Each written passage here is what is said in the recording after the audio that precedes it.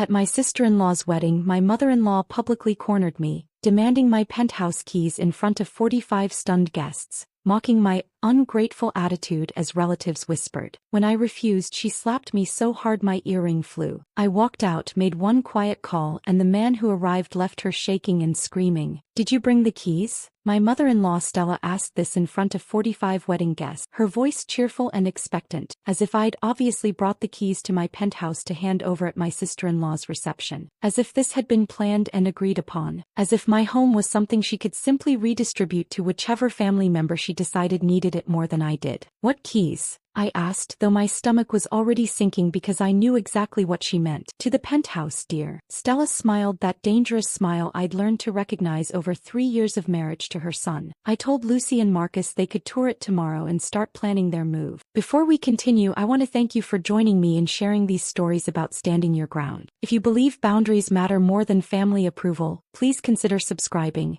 It's free and helps us reach more people who need to hear this. Now let's see how this unfolds. The garden reception went quiet around us. Guests turned to watch. Lucy looked confused in her wedding dress. My husband Nathan had gone pale beside me, and I realized with absolute clarity that this wasn't a misunderstanding or a miscommunication. This was a trap. Stella had just announced to everyone that I was giving away my penthouse, the home I'd bought with my own money, the symbol of everything I'd built alone, the one thing in my life that was completely mine. She'd created a public moment where refusing would make me look selfish, where social pressure would force me to surrender something I'd never agreed to give. What she didn't know was that my grandmother had prepared me for exactly this kind of family ambush. What she didn't know was that I had protections in place. What she didn't know was that the next 30 minutes would cost her more than she'd ever imagined. But I should start at the beginning. My name is Mila Ashford, I'm 34 years old, and this is the story of how I learned that sometimes protecting what you've built means burning down bridges you thought you needed. That penthouse Stella wanted to give away like it was some family heirloom or shared asset. I bought it when I was 29 years old, paid cash. Every single dollar came from a bonus I earned after closing the Riverside development deal, a project my bosses at Meridian Financial Group had called too risky,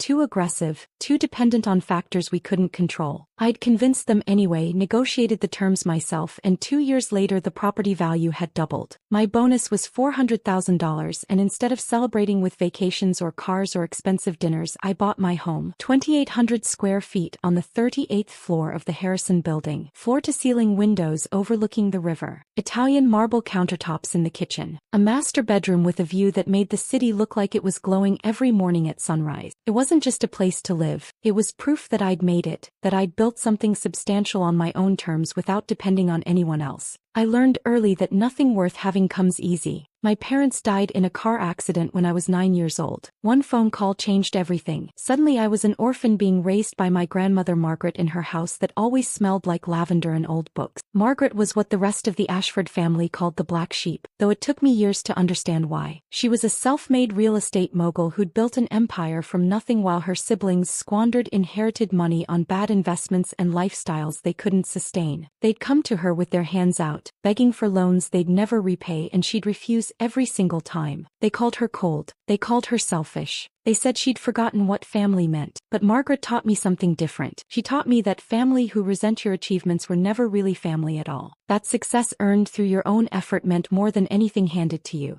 That depending on others meant giving them power over your life, and that power was rarely returned without strings attached. "Build something that's yours, Mila," she'd tell me while we reviewed her property portfolios together, teaching me about investments and negotiations and the importance of reading every contract clause. "Build it so well that nobody can take it from you, and never apologize for succeeding when others chose to fail." I spent my 20s following that advice like it was gospel. I started at Meridian Financial Group as a junior analyst, the youngest person in my training class and the only woman. The men made jokes about me being hired to meet diversity quotas rather than because I'd graduated top of my class with a finance degree and 3 professor recommendations. I let them make their jokes. Then I outworked every single one of them. 80-hour weeks became my normal. I ate lunch at my desk, stayed late running financial models while everyone else went to happy hour, came in on weekends to review proposals that didn't need reviewing until Monday. I missed my college roommate's wedding because I was in Tokyo negotiating terms on a commercial property deal. I missed my grandmother's 75th birthday dinner because I had a presentation the next morning that I wasn't willing to deliver unprepared. People told me I was sacrificing too much. that there was more to life than work, that I'd regret missing all these moments. But they didn't understand what I was building. They didn't understand that every sacrifice was a brick in a foundation nobody else could shake, that every missed event was a choice to invest in myself instead of depending on others to provide security. The Riverside development deal was my breakout moment. Mixed-use property on the waterfront, retail space in a neighborhood where businesses kept failing, residential units priced too high for the location's reputation. Everyone said it wouldn't work. I saw what they didn't. The neighborhood was changing, new money moving in, old barriers breaking down. I put together a proposal that took me 3 weeks of 18-hour days, presented to the client myself, answered every objection, negotiated terms that protected our firm's interests while giving the developer room to take calculated risk. The project broke ground 6 months later. 2 years after that, every residential unit had sold above asking price, retail spaces had waiting lists, and the property value had doubled. That's when I got the bonus. That's when I bought my penthouse. And the first night I slept there, lying on an air mattress because my furniture hadn't been delivered yet, I cried. Not sad tears,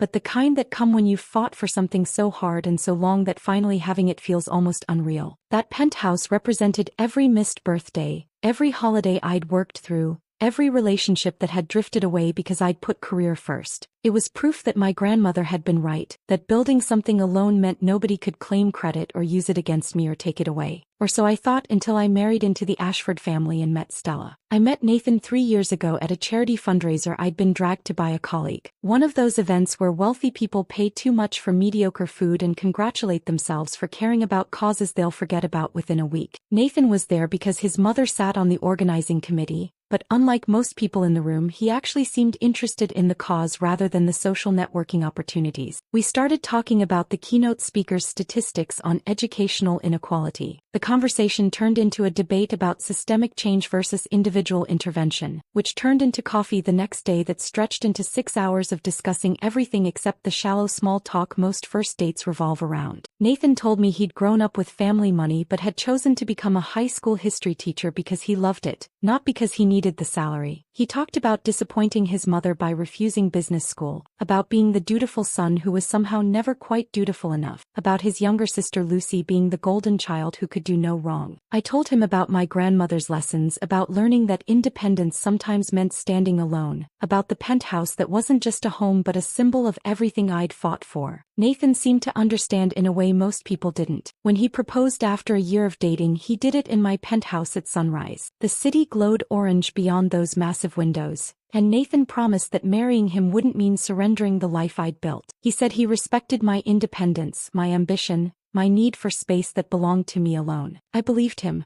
I said yes. The warning signs with Stella started small during our engagement. Comments about modern women prioritizing careers over family. Observations that my work schedule was awfully demanding for someone planning a wedding. Suggestions that maybe I should take a step back professionally once we were married. Nathan would deflect, change the subject, apologize later in private. He'd assure me his mother just needed time to adjust, that she came from a different generation with different expectations. But then came the dinner party. The moment I heard Stella telling her bridge club friends about our family's downtown property, describing my penthouse like she'd personally selected the fixtures and negotiated the purchase price. She talked about the square footage, the view, the marble countertops, accepting compliments on our taste in real estate. I pulled Nathan aside afterward, told him we needed to set boundaries, make it absolutely clear that the penthouse was mine before the marriage and would remain separately owned. He looked uncomfortable, said his mother was just proud to have family in such a nice building, asked if I could let it go because correcting her would cause unnecessary tension. That was the moment I first wondered if Nathan's promises about respecting my independence would survive contact with his mother's expectations. That was the moment I first suspected I might have misjudged what I was marrying into. But I was patient. I told myself every marriage required compromise, that families were complicated, that Nathan just needed time to learn how to set boundaries with his mother.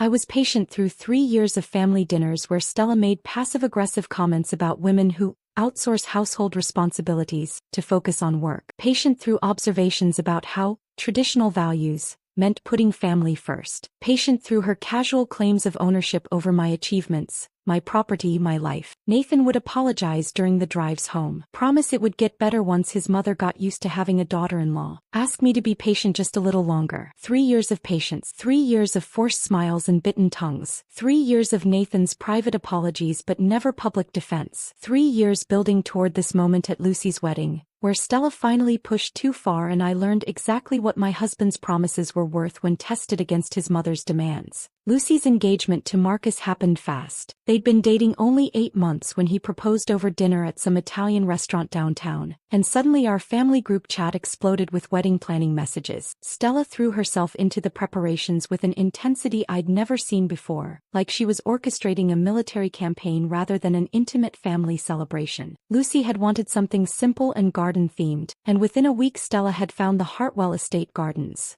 A venue with manicured lawns, white rose trellises climbing up decorative arches, and a gazebo where vows would be exchanged under September sunshine. The guest list was kept deliberately small, just 45 people, which Stella mentioned repeatedly as proof of how exclusive and special the day would be. Close family and intimate friends only, she'd say at every family dinner, as if the small number somehow elevated the event's significance. No random acquaintances or business contacts cluttering up Lucy's special day. I offered to contribute financially. Nathan and I were doing well. My income alone could have covered the entire wedding, and Lucy was on a kindergarten teacher's salary while Marcus worked in pharmaceutical sales. They were stretched thin just covering their rent and student loans. But Stella shut down my offer immediately. Absolutely not, she'd said, waving her hand dismissively. This is a parent's privilege. William and I have it covered. At the time I'd thought she was just being proud, maintaining appearances, proving that she and William could still afford to give their daughter a proper wedding without help from anyone else. I didn't realize she was setting up a transaction where she'd expect payment later. 2 weeks before the wedding,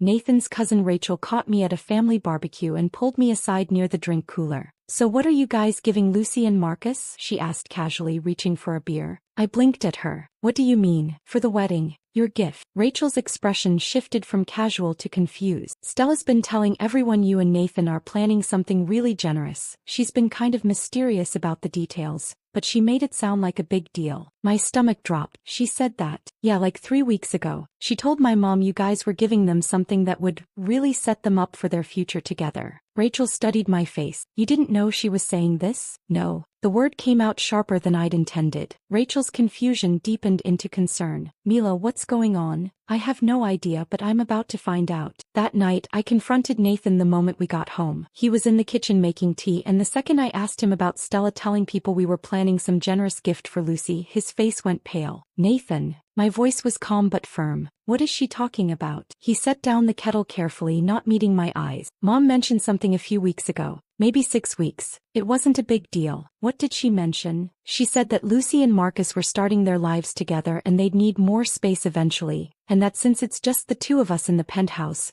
maybe we could help them out by, he stopped, finally looking at me, by giving them the downtown property. The words hung in the air between us like something toxic. And what did you say? I asked, my voice dangerously quiet. I told her no. Immediately, I said the penthouse is yours, that you bought it before we even met, that it wasn't up for discussion. Nathan moved toward me, hands raised like he was approaching something skittish. Mila, I shut it down completely. I thought it was over. Then why is she telling people we're planning a generous gift? I don't know. Maybe she's just being dramatic. You know how she gets about weddings. Why didn't you tell me about this conversation? Nathan hesitated, and that hesitation told me everything. I didn't want to stress you out over something I'd already handled. You've been working on that merger deal, and I knew this would upset you, and the problem was already solved, so I didn't see the point in creating conflict when what, Nathan? When you could just keep your mother's behavior secret and hope I never found out. That's not what I was doing. Then what were you doing? My voice was rising now, anger finally breaking through. Because from where I'm standing, you protected yourself from having to deal with my reaction instead of protecting me from your mother's entitlement. We fought that night, really fought, the kind of argument where things get said that can't be unsaid. Nathan insisted he'd done everything right, that he'd set a clear boundary with his mother and I was overreacting. I told him that keeping her boundary violations secret wasn't the same as handling them, that I had a right to know when his mother was planning to give away my property. We went to bed angry, the space between us in the darkness feeling wider than the few inches it actually was. In the morning, Nathan apologized, said he'd talk to Stella again before the wedding,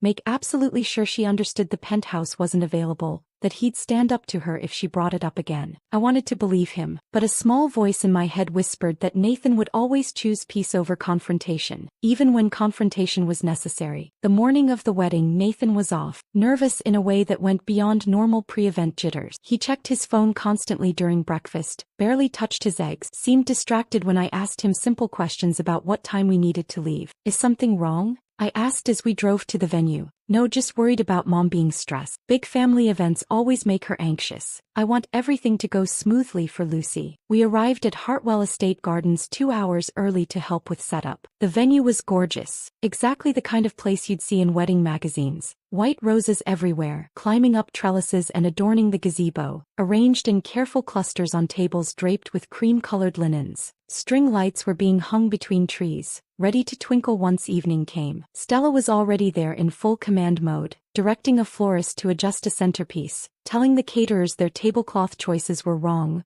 repositioning chairs that looked perfectly fine to me. The moment she spotted me, her eyes traveled from my face down to my emerald silk dress. Her mouth tightened in that way I'd learned to recognize as incoming criticism. "Mila, you're finally here." She made "finally" sound like an accusation even though we were 2 hours early. "That dress. Did you not read the color palette email? We specifically said jewel tones for the wedding party only." I smoothed down the silk. "This is emerald. That's a jewel tone. It's too flashy. You're not the bride, dear." Nathan squeezed my hand in what I think was meant to be solidarity, but he said nothing. He never did when it came to his mother. The ceremony itself was beautiful in that predictable way weddings often are. Lucy looked radiant in her lace gown, tears streaming down her face during her vows. Marcus actually choked up when he promised to love her in sickness and health. Guests dabbed at their eyes with tissues while the string quartet played something classical and romantic in the background. I watched Nathan watching his sister, his expression complicated, happiness mixed with something I couldn't quite identify. Maybe wistfulness, maybe envy that his younger sister had reached this milestone while his own marriage felt increasingly strained by his mother's interference. After the ceremony, during cocktail hour, I stood near the bar with Rachel, sipping champagne and making small talk about the ceremony. That's when I noticed Stella making rounds through the crowd with very deliberate purpose. She'd pull someone aside, an aunt, a family friend, one of Lucy's bridesmaids, lean in close for a conversation that lasted maybe 30 seconds,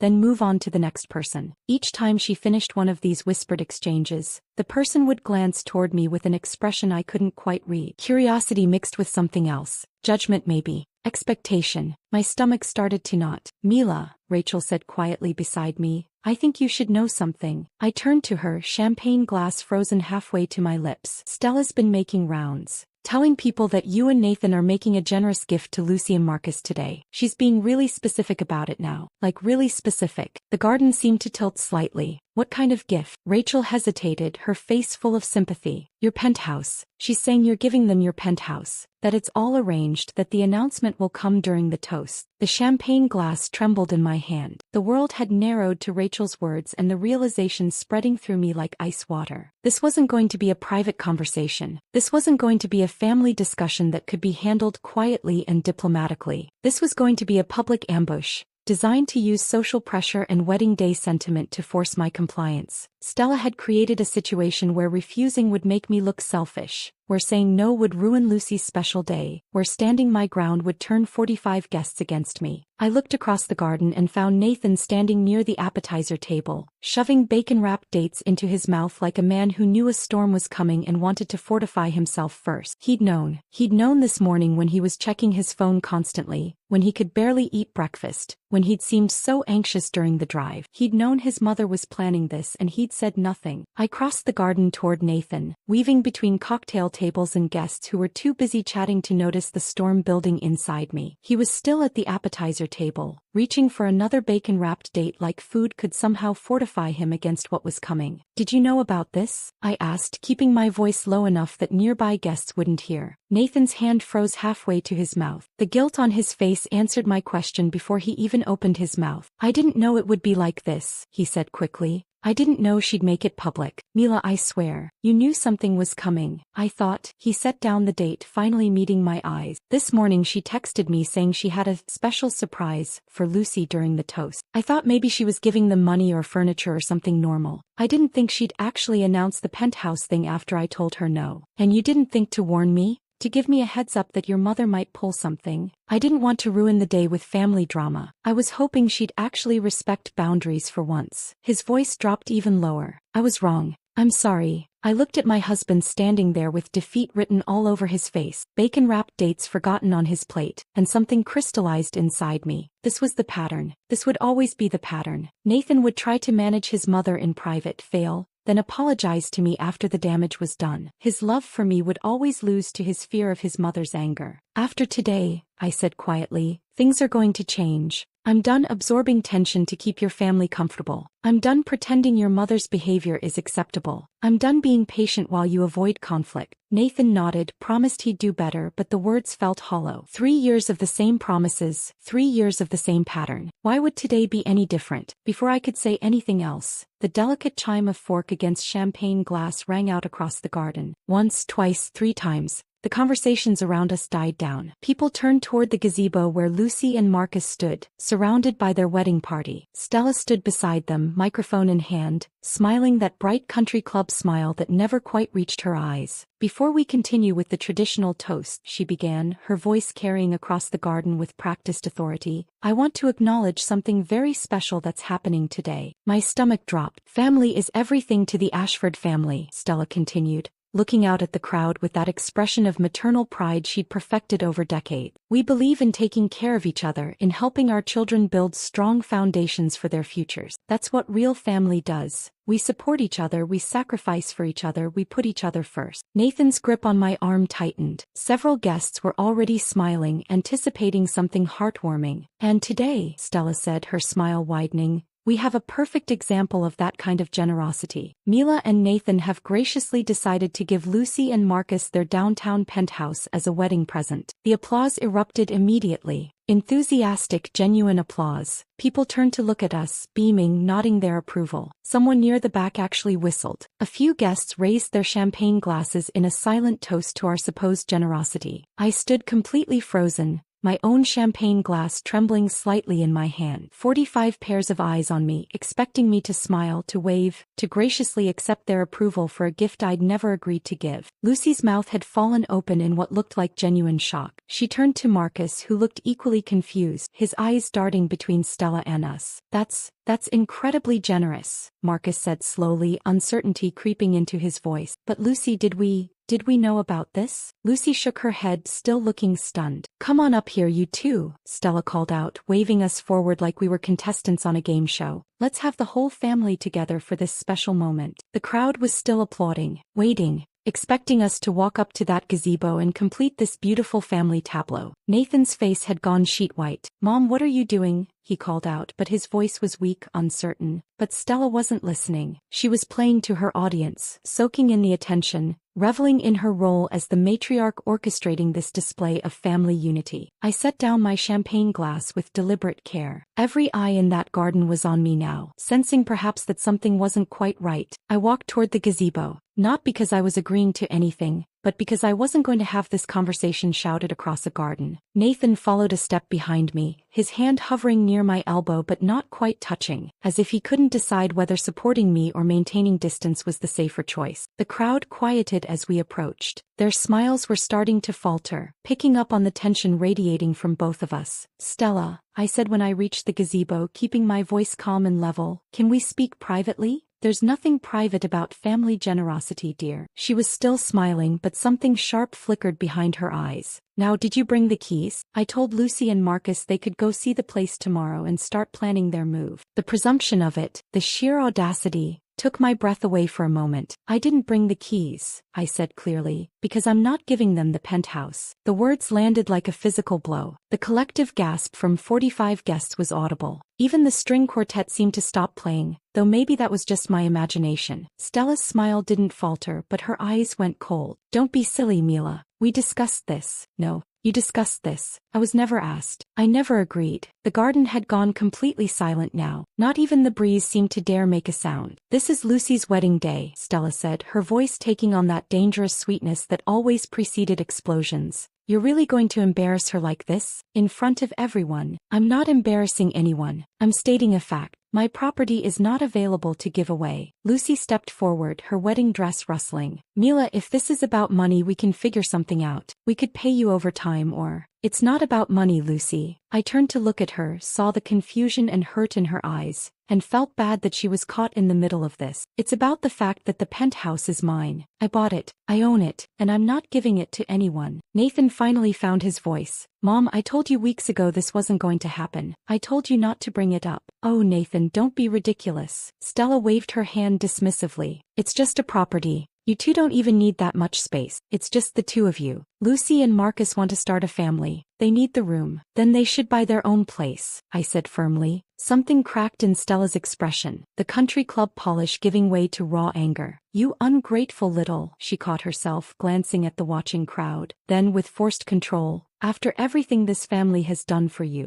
after we welcomed you with open arms, treated you like a daughter, you've treated me like an asset, I interrupted. There's a difference. How dare you? Stella's voice had dropped to something dangerous. We included you in everything. We made you part of this family. And this is how you repay us. By refusing to help your sister-in-law on her wedding day. The guests were shifting uncomfortably now. I could see the judgment forming on some faces. The selfish sister-in-law refusing to help family, causing drama at a wedding. Nathan tried to intervene. Mom, please, let's just... No, Nathan. Stella stepped closer to me, close enough that I could smell her expensive perfume mixing with champagne on her breath. She needs to learn what family means. You're going to give Lucy those keys right now, or what? I asked quietly. For a moment we just stared at each other. I watched the calculation happen behind her eyes. Back down and lose face or escalate and force submission. She chose escalation. Her hand came up fast, connecting with my cheek with a crack that echoed across the silent garden. The force snapped my head to the side and I felt my grandmother's diamond earring, the one she'd given me before she died, come loose and go flying somewhere into the landscaping. 45 people gasped in unison. Then silence. Complete absolute silence. I stood there, cheek burning, heat spreading across my face. The photographer's camera had stopped clicking. Wait staff stood frozen. Even the children who'd been playing near the fountain had gone quiet. Stella's hand was still raised, suspended in the air as if she couldn't quite believe what she'd just done. Neither could I. Slowly, deliberately, I reached up and touched my cheek. When I lowered my hand, I looked at Stella, really looked at her and saw exactly what she was. This woman would never see me as family. I would always be the obstacle, the thing standing between her and complete control. Excuse me, I said, my voice perfectly steady despite everything. I turned to Lucy. Congratulations on your marriage. I hope you find happiness. Then I walked away.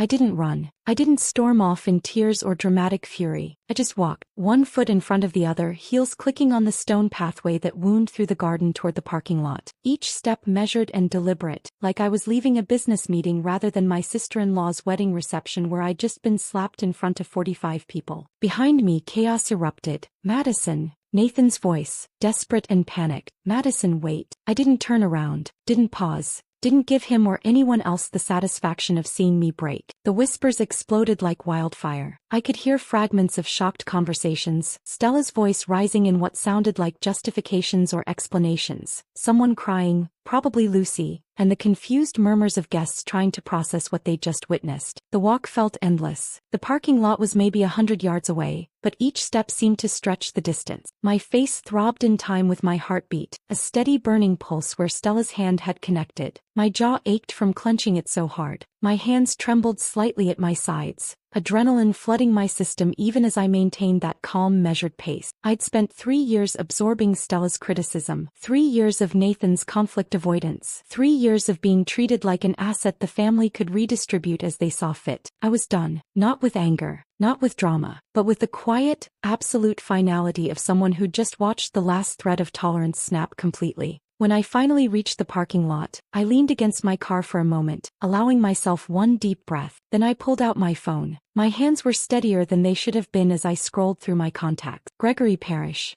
my grandmother's lawyer for 40 years. Mine for the past decade. The man who'd helped me set up the legal protections around my penthouse specifically because he'd watched Margaret fight similar battles with entitled family members her entire life. He answered on the second ring. Mila? Everything all right. His voice was calm, professional, but I could hear the concern underneath. Gregory had an instinct for trouble, probably developed over 4 decades of high-stakes legal work. Gregory, I need you at the Hartwell Estate Gardens. No. And bring the Ashford family trust documents. All of them. There was a pause. Then, what happened? Stella just assaulted me in front of 45 witnesses while trying to coerce me into surrendering my property. I'm invoking the protective clauses. Another pause, longer this time. I could almost hear his legal mind working through implications and strategies, calculating angles and consequences. I'll be there in 20 minutes, he said finally. Stay where you are. Don't engage with anyone. And Mila, yes, document everything. If there are witnesses willing to give statements, get their contact information. The whole thing was caught on video. The wedding videographer was filming the toast. Perfect. There was something almost satisfied in his tone. I'll see you shortly. I ended the call and stood there in the parking lot, phone still in my hand, letting the reality of what I'd just set in motion wash over me. This wasn't going to be a quiet family disagreement anymore. This was going to be legal,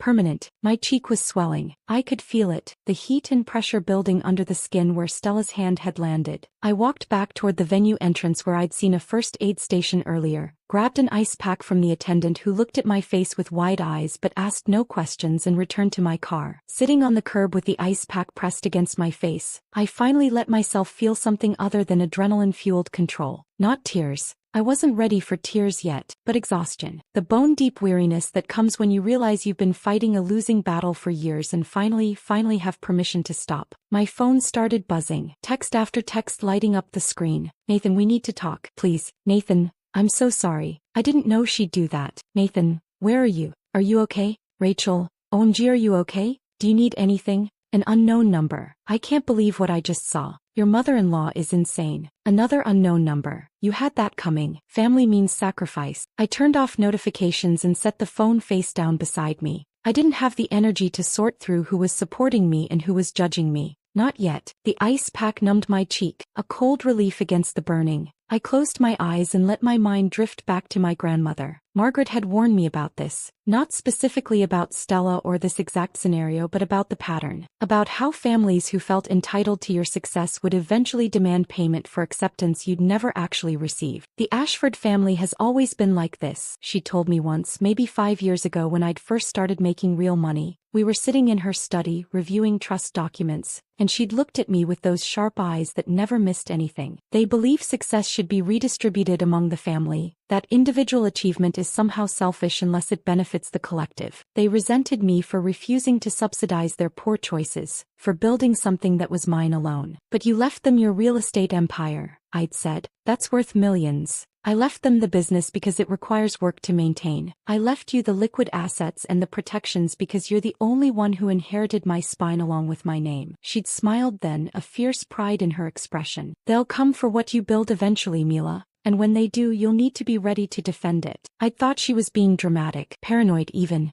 The rest of the Ashford family had always been polite enough at gatherings, if somewhat distant. I'd thought maybe Margaret's black sheep status had colored her view of them, made her see enemies where there were just complicated family dynamics. But she'd been right. The protective clauses in the trust weren't just legal formalities. They were weapons Margaret had forged specifically for battles like this one. If anyone tried to coerce a beneficiary into surrendering protected assets, the trust could intervene with financial penalties severe enough to make the aggressor regret ever making the attempt. Stella had no idea what she'd just triggered. She'd thought slapping me was the power move, the ultimate assertion of dominance that would put me in my place and force my compliance. She'd actually just handed me everything I needed to fight back with the full force of my grandmother's carefully constructed legal fortress. A black Mercedes pulled into the parking lot exactly 19 minutes after I'd called. Gregory emerged in his typical fashion, three-piece suit despite it being a Saturday, silver hair perfectly combed, briefcase in hand. He'd been in his late 50s when my grandmother died, and in the decades since he'd aged into distinguished rather than old, the kind of lawyer who walked into courtrooms and boardrooms with quiet confidence that made opponents nervous. He walked straight to me and I lowered the ice pack. The bruise was already forming. I could see it in Gregory's expression, the way his jaw tightened, the flash of anger in his eyes that he quickly controlled. 45 witnesses? He asked. Plus video footage. The wedding videographer was filming when it happened, and she was attempting to coerce you into surrendering the penthouse? She'd already announced to everyone that I was giving it to Lucy and Marcus. Made it public before even asking me. When I refused, she escalated. Gregory nodded slowly, setting his briefcase on the hood of my car and opening it. Then let's go have a conversation with Stella about the consequences of assaulting trust beneficiary. He pulled out a folder thick with documents, and I recognized the trust paperwork, the protections Margaret had insisted on,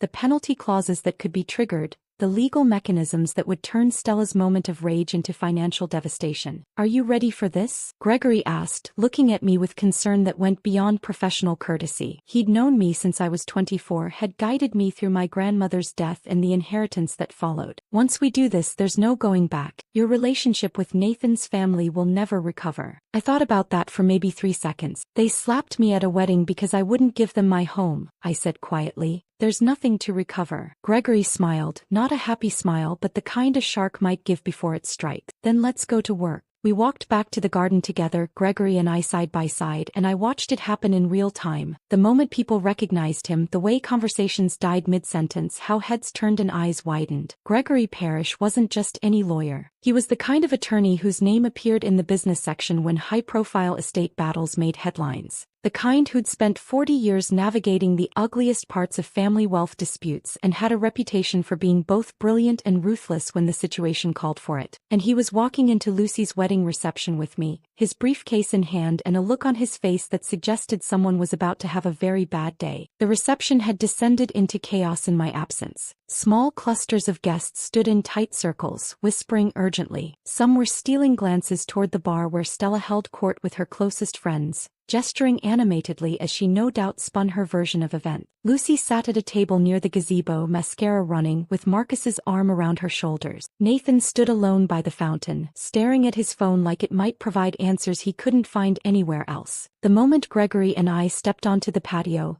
every conversation stopped completely. The silence was so sudden it felt physical. Stella's face went through a remarkable transformation. First confusion, who was this man in the expensive suit? Then recognition, her eyes widened slightly, her mouth opening just a fraction. Finally, something close to panic as she understood exactly what Gregory's presence meant. She knew who he was. Every Ashford knew who Gregory Parrish was. Mrs. Ashford. Gregory's voice carried across the garden with effortless authority. Not loud but commanding in a way that made people lean in to hear better. I'm Gregory Parrish, executor of the Margaret Ashford Estate Trust. We need to discuss what just happened here. I watched Stella's friends take subtle steps backward, distancing themselves. They'd gone from offering support to wanting plausible deniability in the span of seconds. I don't know what Mila told you, Stella began, her voice attempting that same cheerful authority she'd used during the toast. But this is a family matter. The bruise on my client's face suggests otherwise. Gregory gestured toward me with one hand, as does the footage I'm told exists of you assaulting her while attempting to coerce her into surrendering property. Nathan had moved closer now, his face pale and drawn. Mom, what did you do? I didn't do anything. Stella's voice had gone sharp, defensive. I simply suggested that Mila and Nathan could help Lucy. You announced without permission that they were giving away Mila's property, Gregory interrupted smoothly. Then when she refused, you struck her. In front of witnesses, while she was attempting to protect assets that are held under specific protective provisions of the Margaret Ashford Estate Trust. He set his briefcase on the nearest table and opened it with deliberate care. Every eye in the garden watched as he pulled out a thick folder of documents. Let me read you something, Mrs. Ashford. Gregory adjusted his glasses and found the relevant page. This is from Section 7, Paragraph 3 of the trust documents. Should any individual attempt to coerce, manipulate, pressure, or otherwise compel a trust beneficiary into surrendering protected assets, said individual shall be deemed in violation of the trust's protective provisions and shall be subject to immediate financial penalty as determined by the executor. The color was draining from Stella's face. That's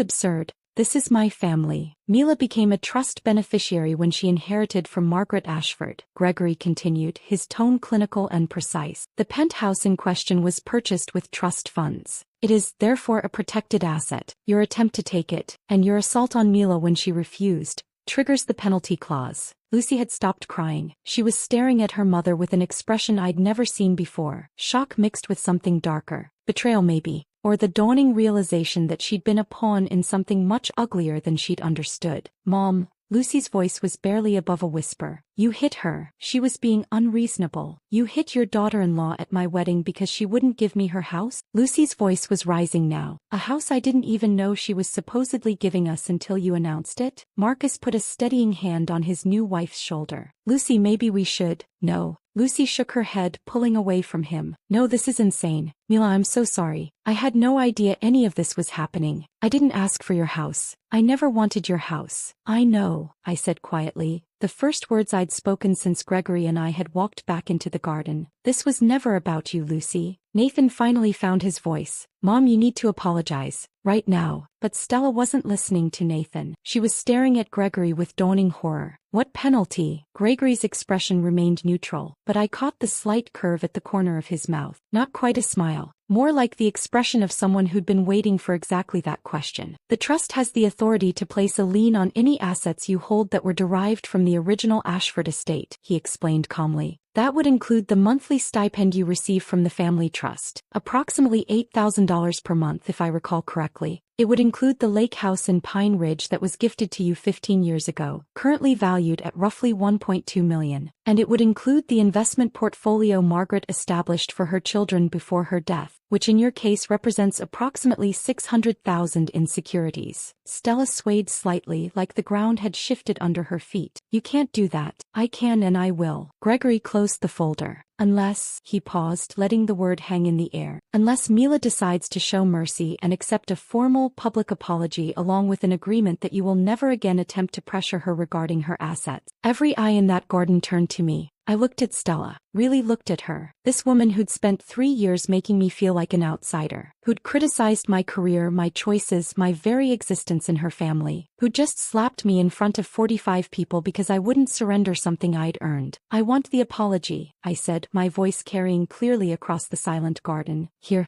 no. In front of everyone, and I want it in writing that you acknowledge the penthouse is mine and mine alone, that you have no claim to it, and that you'll never ask me for it again. Stella looked like she might be physically ill. Her face had gone from flushed to ashen, her hands trembling slightly at her sides. And if I refuse? Her voice was barely audible. Then Mr. Parrish will execute the penalty clauses, I replied. And you can explain to William why your monthly income just disappeared, along with the lake house you've been using for family gatherings for the past 15 years. I watched the calculation happen behind Stella's eyes. Pride versus financial security, her reputation versus her lifestyle, the satisfaction of refusing to apologize versus losing everything Margaret had given her. Took maybe 15 seconds. I apologize, she said, the words coming out stiff and mechanical. I shouldn't have struck you, and I acknowledge that the penthouse is your property. And, Gregory prompted, Stella's jaw clenched, and I will never ask you for it again. It wasn't heartfelt. It wasn't even particularly sincere. The words were forced out through what looked like physical pain, each syllable a small defeat. But it was public. It was witnessed by 45 guests, and it was going to be legally documented. Good enough, I said. Gregory pulled a pen from his briefcase. I'll prepare the formal documents for signature. They'll be ready by Monday morning. Mrs. Ashford, you'll report to my office at 9 a.m. to sign them. Bring William with you, he'll need to witness. The garden remained silent. No one seemed to know what to do or say. The wedding celebration had transformed into something else entirely. A legal proceeding, a public humiliation, a family fracture that couldn't be hidden or smoothed over. Lucy stood up from her table, wedding dress trailing behind her as she walked toward her mother. For a moment I thought she might offer comfort or support. Instead, she looked at Stella with tears streaming down her face and said, I think you should leave. Stella opened her mouth, closed it, then looked around at the guests who were all very carefully not meeting her eyes. Fine, she said finally, her voice brittle. William, we're going. Nathan's father, who'd been standing silently near the edge of the patio this entire time,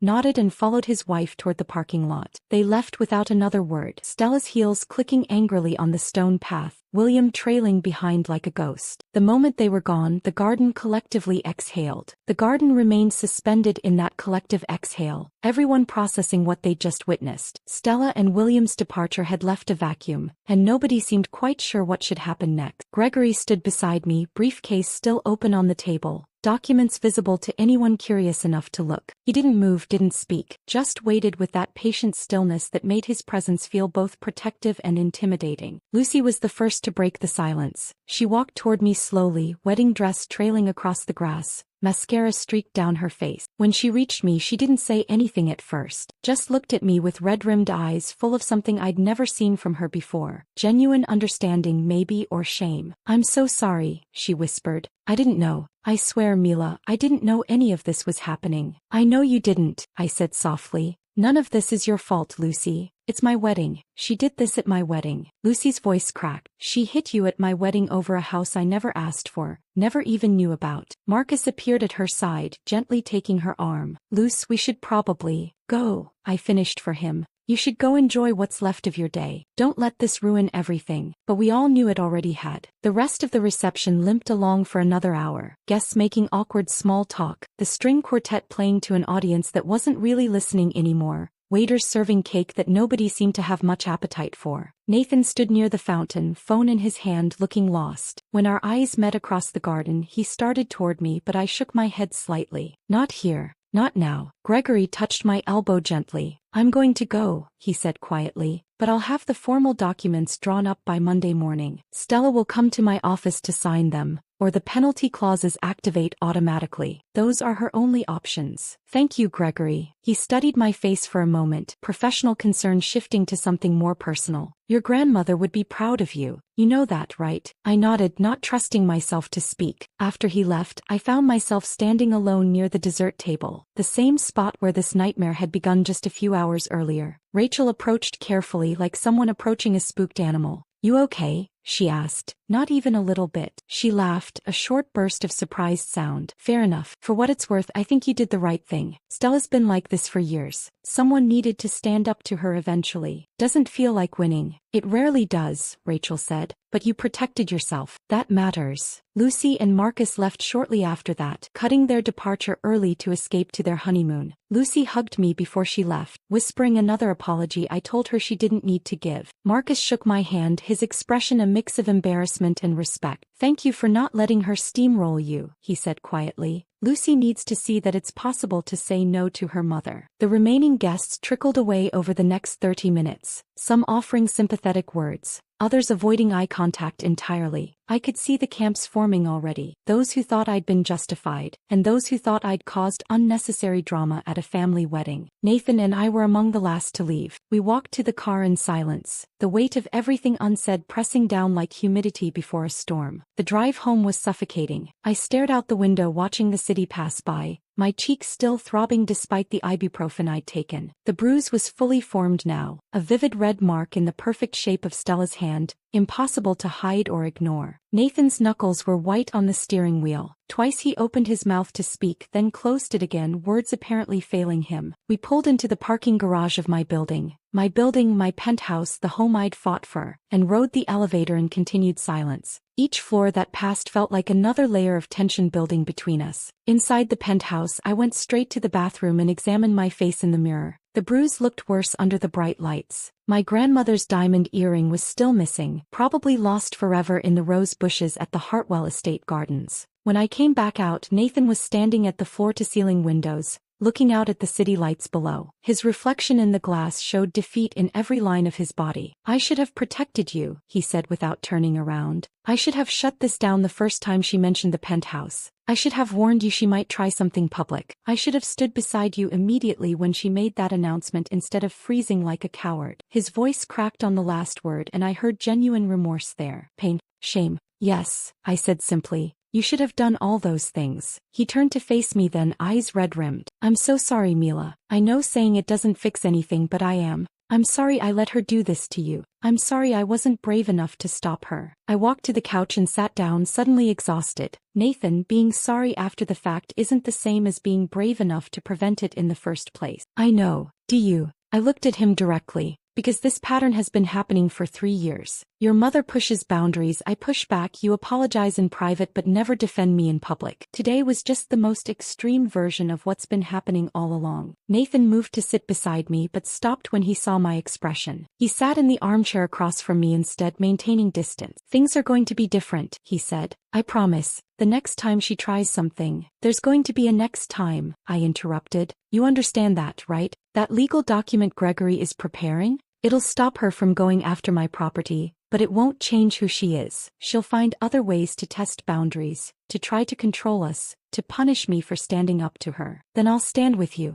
in the moment, publicly, immediately. Will you? I asked quietly, because promising that now after everything's already exploded is easy. The hard part is doing it in the moment when she's manipulating you, when she's playing the hurt mother, when standing up to her means dealing with her anger and guilt trips and punishment. Nathan leaned forward, elbows on his knees, head in his hands. I don't know how to be the husband you need me to be and the son she raised me to be. Those things feel incompatible. Then you need to choose, I said, my voice steady despite the fear those words created. Because I can't keep being the one who loses when you try to be both. We sat in silence for a long time after that. The city glowed beyond the windows, oblivious to the fractures spreading through my marriage, through Nathan's family, through the life we tried to build together. Eventually Nathan went to bed. I stayed on the couch, watching the lights and thinking about my grandmother's words from years ago. Protection sometimes costs relationships, but you can't protect yourself if you're too afraid to pay the price. 3 days later, Gregory arrived at my office with a leather folder. He set it on my desk with quiet satisfaction. Stella came to my office this morning, he said. 9 a.m. sharp, William in tow. She signed everything. I opened the folder. The documents were thorough: formal relinquishment of any claims to my property, agreement to maintain appropriate boundaries, penalty clauses that would activate immediately if she violated the terms. Stella's signature was tight and angry-looking, the letters pressed hard into the paper. This protects you legally, Gregory said. But Mila, you need to understand, this doesn't protect you from everything. Stella can't go after your property now, but she can make your life difficult in other ways. She can poison family relationships, manipulate Nathan, turn people against you. I know. He studied me for a moment. Your grandmother went through something similar with her siblings. Lost most of them when she stopped subsidizing their poor choices. She never regretted it, but she also never pretended it didn't hurt. I filed the documents in my office safe, next to copies of my penthouse deed and my grandmother's will. Tangible proof that some women in my family had always understood that loving yourself sometimes means letting others hate you for refusing to be diminished. That night, looking at those documents, I felt something I hadn't expected. Not victory but grief. Grief for the family I'd thought I was marrying into, for the mother-in-law who might have accepted me if I'd been less successful or more willing to surrender what I'd built, for the easier path I couldn't take because taking it would mean losing myself. Protection had cost me.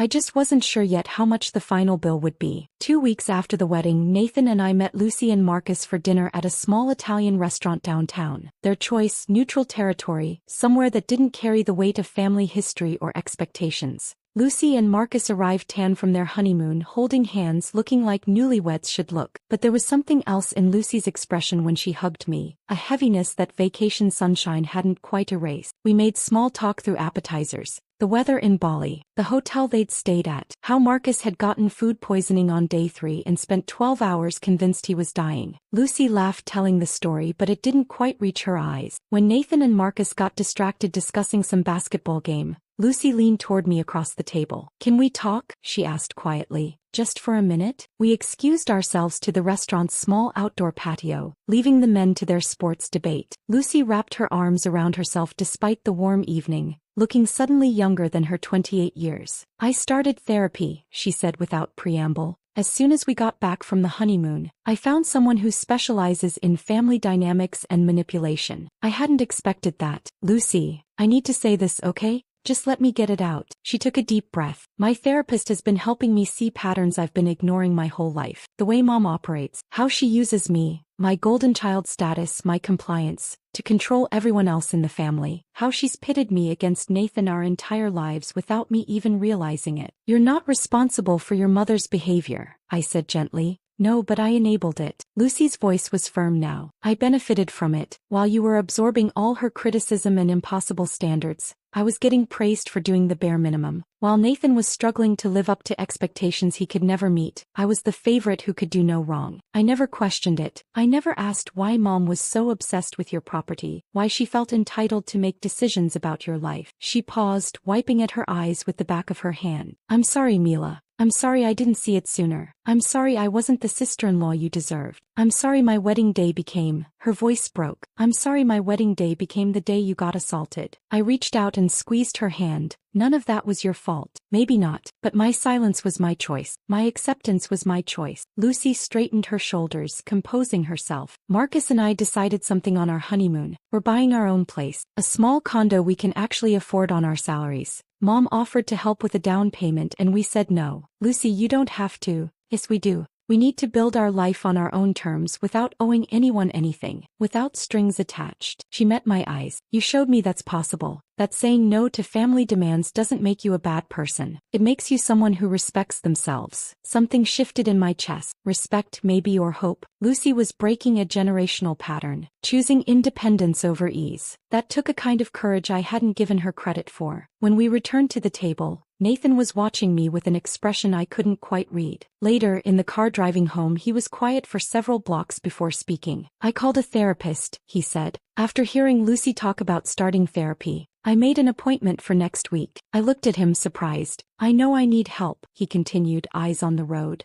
I can't keep being the person who freezes when you need me, the person who apologizes after instead of defending before. I don't know how to be different without help figuring out why I'm like this in the first place. Over the following weeks, Nathan's therapy sessions became a regular fixture in our lives. He worked with Dr. Brennan, a specialist in family enmeshment and conflict avoidance. Sometimes Nathan would come home from sessions quiet and withdrawn, processing things he'd uncovered. Other times he'd want to talk, working through realizations that were clearly painful. Dr. Brennan says I've been sacrificing you to maintain my mother's approval, he told me one night, his voice hollow. That keeping peace with her meant declaring war on my marriage, even if I didn't realize I was doing it. And what do you think? I asked. I think he's right. I think I've been a coward. Nathan's hands were clenched in his lap. I think love without courage is just words, just performance, and I haven't been brave enough to actually love you the way you deserve. We had hard conversations during those weeks. Nathan facing his own patterns of avoidance and people-pleasing. Me facing my own pattern of accepting less than I deserved because I didn't want to be the difficult one, the demanding one, the woman who expected too much. Slowly, incrementally, things began to shift. Nathan started setting small boundaries with Stella. When she called demanding we come to a family dinner on a night we had plans, he said no, clearly, firmly, without the guilt and over-explanation he would have used before. When Stella made a passive-aggressive comment during a phone call about certain people putting career before family, Nathan told her directly that those comments weren't acceptable and he wouldn't continue the conversation if they continued. When she tried her usual guilt trips, crying, playing the victim, suggesting Nathan didn't love her anymore, he stayed on the phone instead of hanging up immediately, remained calm, repeated his boundaries, didn't engage with the manipulation. They were baby steps compared to what had happened at the wedding, but they represented genuine change rather than empty promises. The extended family split into predictable camps after the incident. Some relatives sided firmly with Stella, sending me cold stares at gatherings, making comments about family loyalty and sacrifice. Aunt Patricia stopped inviting us to holiday events. Uncle James sent Nathan a long email about respecting his parents, but others reached out quietly, privately. Rachel became an unexpected ally, calling me one evening to share her own story. Stella did something similar to me 5 years ago, Rachel confided. After my grandmother left me some money, Mom tried to pressure me into loaning it to her for some investment scheme. When I said no, Stella told the whole family I was selfish, that I'd forgotten where I came from. What did you do? I cut contact, just stopped going to family events, stopped answering her calls. It was easier than fighting publicly like you did. Rachel's voice held admiration. You did what a lot of us were too scared or too conflict avoidant to do. Watching Stella face real consequences, it was cathartic for those of us who've spent years absorbing her criticism. Other family members shared similar stories. Nathan's younger cousin had been pressured to give Stella power of attorney. An uncle had been guilted into co-signing a loan. A sister-in-law had been expected to provide free childcare on demand. Stella's pattern of control and entitlement ran deeper than I'd realized. The family dynamics were permanently altered. Holidays became tense affairs where Stella and I maintained frigid politeness, speaking only when necessary, avoiding eye contact. Nathan had to navigate between supporting me and maintaining some relationship with his mother. Lucy and Marcus's growing independence created new tensions. Stella clearly resented losing control of her golden child. It wasn't comfortable. It wasn't easy. but it was honest in a way the previous facade of family harmony had never been. The physical bruise on my face faded within 2 weeks, the red mark gradually turning purple, then yellow, then finally disappearing entirely. But the internal scars took longer to heal. I found myself hyper-aware at family gatherings, always positioned near exits, always watching Stella's hands and facial expressions for signs of escalating anger, always ready to leave immediately if the situation felt unsafe. Nathan noticed, started positioning himself physically between his mother and me at gatherings, kept conversations superficial and time-limited, made it clear through body language and tone that I was under his protection, even if that protection had come too late at the wedding. The legal documents Gregory had prepared gave me security that Stella couldn't financially hurt me, but they couldn't protect me from the psychological weight of knowing my mother-in-law had been willing to assault me in public over property she'd never had any right to. Trust, once shattered, doesn't reassemble into its original form. It becomes something different, more cautious, more guarded, with visible cracks that serve as permanent reminders of what happens when you trust too much. But maybe that was okay. Maybe trust with visible cracks was more honest than trust that pretended damage never happened. 6 months after Lucy's wedding, I stood at my floor-to-ceiling windows on a Tuesday morning, coffee in hand, watching the sun rise over the river. The city was waking up below me, cars beginning to fill the streets, lights coming on in office buildings, the world moving forward the way it always did. The penthouse was still mine, not through luck or inheritance or someone else's generosity, but because I'd defended it when defense required public confrontation and legal intervention. That fact meant something different now than it had 6 months ago. It wasn't just about ownership anymore. It was about what I'd been willing to fight for, what I'd been willing to lose, and what I'd ultimately kept. Stella and I had reached a kind of cold peace. At family gatherings, which I now attended selectively rather than dutifully, we maintained cordial distance. We made polite conversation about neutral topics, the weather, anything that didn't require actual connection or risk triggering the memories neither of us wanted to revisit. We never mentioned property, never mentioned money, never mentioned that September afternoon when everything had shattered in front of 45 witnesses. The legal documents Gregory had prepared sat in my safe, untouched since Stella signed them. His prediction had proven accurate. She'd never risk triggering those penalty clauses again. She'd learned finally that I couldn't be bullied or pressured through public humiliation, that I had protections and resources she'd underestimated, that treating me like an asset rather than family had consequences she couldn't afford to pay. But the cost hadn't been only hers to bear. Nathan emerged from the bedroom already dressed for work, his tie slightly crooked. I reached up automatically to straighten it, a small gesture that had become routine again after months of careful rebuilding. "You're up early," he said, accepting the coffee I handed him. Couldn't sleep. He knew better than to ask why. Some mornings were just like this, the weight of everything that had happened sitting heavier than usual. We'd emerged from the crisis stronger in some ways, more fragile in others. Stronger because we'd finally faced his family dynamics honestly, because he'd started learning to set boundaries, because we'd stopped pretending problems would solve themselves. More fragile because I now knew the limits of his courage, and he knew I'd seen those limits and wasn't sure I could fully trust him in future crises. Dr. Brennan, Nathan's therapist, had suggested couples counseling in addition to Nathan's individual sessions. We'd been going every other week for 4 months now, working through resentment, fear,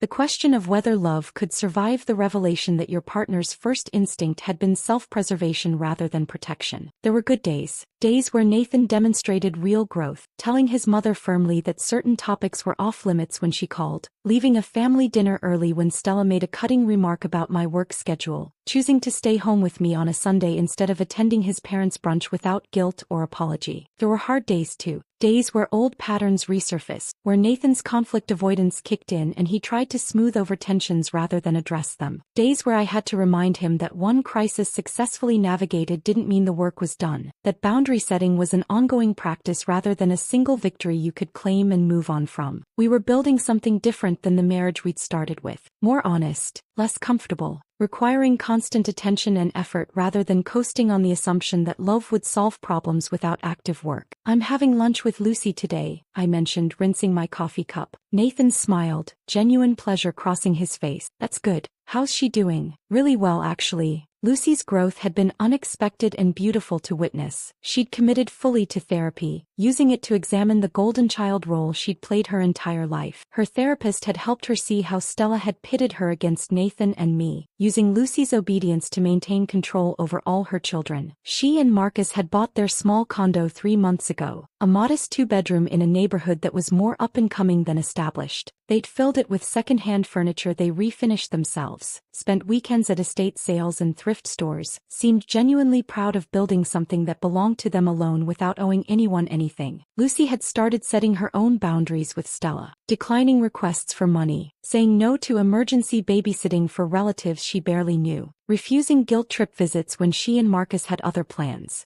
I'd watched Stella struggle to adjust to having a daughter who was no longer reflexively obedient. The confusion on her face at family gatherings when Lucy politely but firmly declined her demands was almost satisfying. Lucy and I met for lunch at a cafe near her school. She arrived in teacher clothes, sensible pants, a cardigan with pencil marks on the sleeve, her hair in a practical ponytail. She looked tired but content in a way I hadn't seen before. "How's the condo?" I asked after we'd ordered. "Perfect. Marcus built me bookshelves last weekend. They're slightly crooked but they're ours." She smiled. "Mom came by last week, made comments about the neighborhood, the size, how we could have afforded something better if we'd accepted help. How did you handle it?" Told her we were happy with our choices and changed the subject. She pushed. I repeated myself. She eventually dropped it. Lucy took a sip of her iced tea. "My therapist says it'll get easier, that Stella will eventually accept that the old strategies don't work anymore. Do you believe that?" Lucy considered. "I think she'll always try. But I think I'm getting better at recognizing it and shutting it down." "That's growth, right?" "That's definitely growth." We talked about her students, about Marcus's new project at work, about the vacation they were planning. Normal things. The kind of conversation you have with someone you actually like rather than someone you're obligated to maintain contact with. Before we left, Lucy reached across the table and squeezed my hand. "Thank you," she said quietly. "For what?" "For showing me it was possible to say no to Mom. For proving that you could stand up to her and survive. I don't think I would have had the courage to start therapy or set boundaries if you hadn't done it first." She paused. "You gave me permission to protect myself." Driving back to work, I thought about that. How standing up to Stella hadn't just protected me, it had created space for Lucy to protect herself too. How one person's boundaries could give others permission to establish their own. That evening, Nathan and I had dinner at home. Nothing fancy, pasta and salad, a bottle of wine we'd been saving. Afterward, we sat on the couch with the city lights spreading out below us, and Nathan said something he'd been working up to for weeks. "I know I failed you at the wedding," he said. "I know I've failed you in smaller ways since then too. Days where I slip back into old patterns where I choose avoiding conflict over protecting you." "Nathan,